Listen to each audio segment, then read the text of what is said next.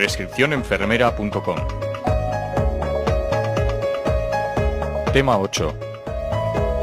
Reacciones adversas, interacciones e intoxicaciones por fármacos. Con el término reacción adversa nos referimos a todos aquellos efectos nocivos o indeseados que se presentan tras la utilización de un fármaco. Aunque en ocasiones se usa el término de efecto secundario, conviene diferenciarlo, ya que no es estrictamente lo mismo.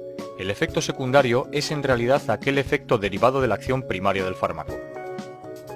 Las reacciones adversas se clasifican por tipos. Tipo A son aquellas que se observan con más frecuencia, se caracterizan porque son dependientes de la dosis administrada. Reduciendo la dosis se consigue la desaparición del efecto. Suele ser una exageración del efecto farmacológico previsible, por ejemplo, una hipoglucemia intensa tras la administración de antidiabéticos orales. Suelen ser frecuentes en fármacos con índice terapéutico estrecho y pueden deberse a variaciones farmacocinéticas, farmacodinámicas o farmacéuticas. Son reacciones previsibles y presentan baja mortalidad. Tipo B. Son reacciones menos frecuentes que las anteriores. La principal característica que las diferencia es que no son dosis dependientes. Son debidas a mecanismos inmunológicos, como reacciones alérgicas y farmacogenéticos. Este tipo de reacciones presentan una mortalidad elevada y el tratamiento consiste en suspender la administración. Tipo C. Aparecen tras la administración prolongada de un fármaco. En general son previsibles y conocidas.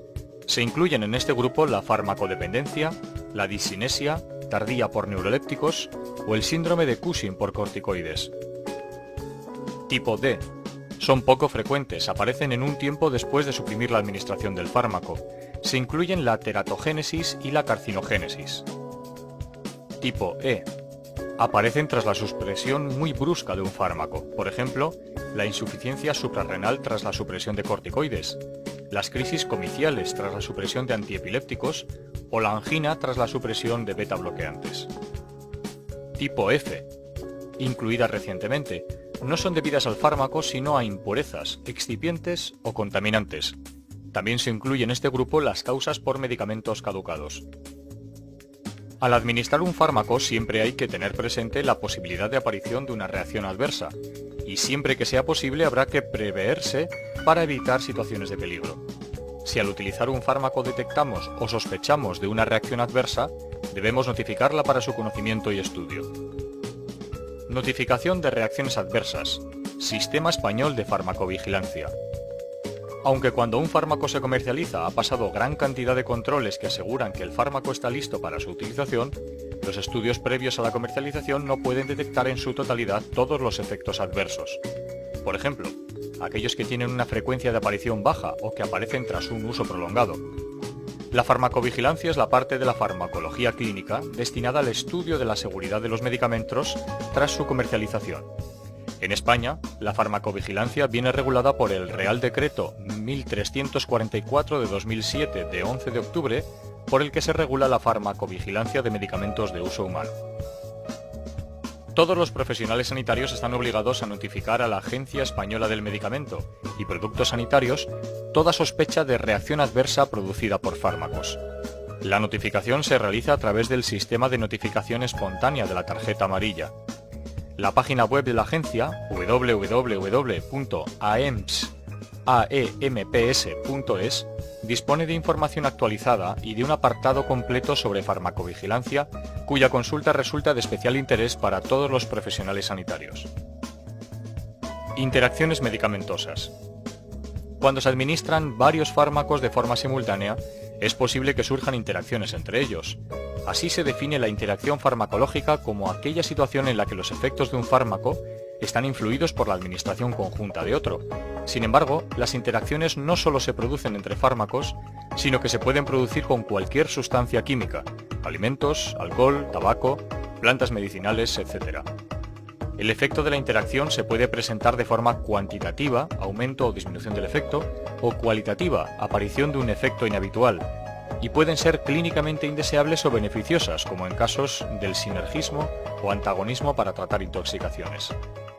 La posibilidad de que aparezcan se relaciona directamente con el número de medicamentos que recibe el paciente, considerando que tomando 10 o más fármacos, la posibilidad de interacciones es del 100%. siendo especialmente susceptibles los pacientes con patología renal o hepática o con alteraciones fisiológicas importantes debido a los problemas que pueden plantearse por acumulación de fármacos. Habitualmente las interacciones farmacológicas se clasifican en farmacéuticas, farmacocinéticas o farmacodinámicas, siendo estas últimas las más previsibles. Las interacciones farmacéuticas también se llaman incompatibilidades. Son especialmente importantes cuando se administra un fármaco por vía intravenosa. Como norma general, no deben mezclarse fármacos antes de la administración parenteral a menos de que se disponga de evidencias de su compatibilidad. Las interacciones farmacocinéticas son aquellas que tienen lugar durante los procesos de absorción, distribución, metabolismo o eliminación y generalmente ocasionan el aumento o disminución de los niveles plasmáticos del fármaco. Son especialmente importantes la interacción metabólicas por los inductores o inhibidores enzimáticos, como vimos anteriormente. También tienen importancia aquellas interacciones que afectan a la absorción y pueden alterar la biodisponibilidad de los fármacos. En este sentido hay que recordar que los alimentos pueden modificar la absorción de algunos fármacos, por lo que antes de administrar cualquier fármaco hay que valorar su posible interacción con estos alimentos. Aunque, como hemos comentado con anterioridad, la mayoría de las veces las interacciones no tienen una relevancia clínica importante. En algunas situaciones clínicas, las interacciones sí pueden representar un riesgo. Estas situaciones comprenden, entre otras, las siguientes. Pacientes que reciben fármacos que tienen un intervalo terapéutico estrecho, aminoglucósidos, antiarrítmicos, anticoagulantes orales, antiepilépticos, antimicóticos, antineoplásicos, antirretrovirales, digitálicos, hipoglucemiantes orales, inmunosupresores, litio o teofilina. Pacientes que toman un número elevado de fármacos, incluyendo automedicación y plantas medicinales. Pacientes gravemente enfermos, con insuficiencia renal, hepática, cardíaca o respiratoria, insuficiencia autónoma, enfermedad de Alzheimer o miastenia grave. Pacientes infectados por VIH. Pacientes pasivos, como niños, ancianos o enfermos mentales. Pacientes farmacodependientes. Entre los fármacos que con mayor frecuencia originan interacciones de importancia clínica figuran los que tienen índice terapéutico estrecho, alta tasa de unión a proteínas plasmáticas, metabolismo saturable o efectos dependientes de su concentración. En este sentido, antiarrítmicos, anticoagulantes orales, antineoplásicos, corticoides, depresores del sistema nervioso central, hipoglucemiantes, hipotensores o inotrópicos positivos son algunos de los que presentan más riesgo en caso de interacciones. Con el fin de prevenir las interacciones, conviene tener en cuenta algunos aspectos, tales como realizar una anamnesis farmacológica que incluya la automedicación y consultar la lista atentamente antes de introducir un fármaco o suprimirlo. Prestar atención a los pacientes de alto riesgo, pacientes gravemente enfermos, polimedicados, en edades extremas, etc. Reducir la administración de varios medicamentos en la medida de lo posible y durante el tiempo mínimo. Conocer en profundidad las propiedades farmacocinéticas y farmacodinámicas de los fármacos utilizados. Revisar periódicamente la eficacia del tratamiento. Ante situaciones de reducción de la eficacia, pensar en una posible interacción. Cambiar las pautas posológicas lo menos posible. Vigilar la administración conjunta de fármacos susceptibles de interaccionar. Tener presente la dieta y las interacciones con alimentos. Recordar que los medicamentos pueden interferir en algunas pruebas analíticas. Estar expectante ante la administración de fármacos nuevos o a los que no se está acostumbrado. Intoxicaciones. Las intoxicaciones por fármacos son importantes, ya que pueden ser graves e incluso mortales para algunos fármacos.